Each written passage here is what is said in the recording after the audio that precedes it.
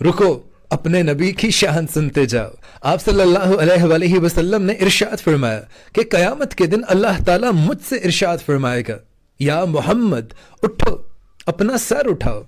جو تم کہو گے سنا جائے گا، جس کی شفاعت کرو گے قبول کی جائے گی۔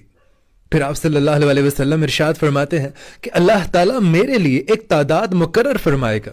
اور میں اتنے لوگوں کی شفاعت کروں گا، اور پھر میں اللہ تعالیٰ کے حضور سجدے میں جاؤں گا، اور یہ کنٹینیو سلسلہ جاری رہے گا۔ ہر دفعہ اللہ تعالیٰ میرے لیے ایک تعداد مقرر کرے گا، میں جہنم کی طرف جاؤں گا اور اپنے امتیوں کو جہنم سے نکال کر لاؤں گا، حتیٰ کہ جب میں آخری دفعہ جہنم کی طرف جاؤں گا تو جہنم کا دروغہ حضرت مالک علیہ السلام مجھ سے عرض کرے گا، یا رسول اللہ صلی اللہ علیہ وآلہ وسلم، اب آپ کا جہنم میں کوئی بھی امتی نہیں ہے سوائے اس شخص کے جسے قرآن نے روک لیا ہے، کیونکہ جسے قرآن نے روک لیا ہے اس پر آپ کی شفاعت بھی کام نہیں آئے گی۔ اب سوال یہ ہے کہ قرآن کو روکا کس نے؟ تو اس کا جواب ہمیں قرآن پاک سے ہی ملتا ہے کہ بے شک جو کوئی اللہ تعالیٰ کے ساتھ کسی کو شریک ٹھہرائے گا، اللہ تعالیٰ نے جنت اس کے لیے حرام کر دی ہے، اس کا ٹھکانہ جہنم ہے اور وہاں اس کا کوئی بھی مددگار نہیں ہے۔ اور پھر بخاری اور مسلم دونوں میں یہ حدیث موجود ہے کہ اللہ تعالیٰ نے اپنے ہر پیغمبر کو ایک مقبول دعا عطا فرمائی، اور ہمارے نبی پاک صلی اللہ علیہ وآلہ وسلم سے پہلے جتنے بھی انبیاء اکرام گزر چکے ہیں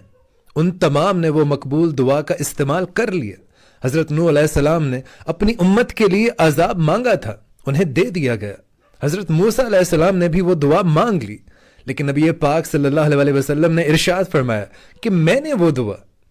اپنی امت کے لیے سنبھال کر رکھی ہے، اور پھر آپ فرمانے لگے کہ میرے ہر اس امتی کو میری اس دعا سے فائدہ پہنچے گا جس نے اللہ کے ساتھ کسی کو شریک نہ ٹھہرایا ہو۔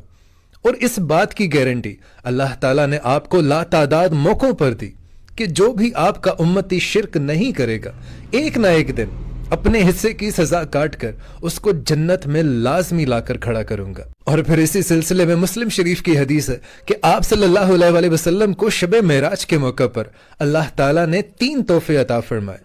جن میں پہلا تحفہ یہی تھا کہ اے محمد، اگر آپ کا امتی شرک نہیں کرے گا تو اس کو میں ضرور بخش دوں گا۔ اور دوسرا تحفہ آپ صلی اللہ علیہ وآلہ وسلم کو اللہ تعالیٰ نے شب معراج پر 5 نمازوں کا دیا، اور نماز کو آپ صلی اللہ علیہ وآلہ وسلم کی ٹھنڈک بنایا۔ تیسرا تحفہ آپ صلی اللہ علیہ وآلہ وسلم کو اللہ تعالیٰ کی جانب سے سورہ بقرہ کی آخری 2 آیات دی گئی۔ اب آپ کو بتاؤں کہ دعا کو سنبھال کر رکھنا اتنا آسان نہیں ہے جتنا آپ سمجھ رہے ہیں، جیسے میں نے آپ کو بتایا اور آپ نے سن لیا۔ اب ذرا امیجن کریں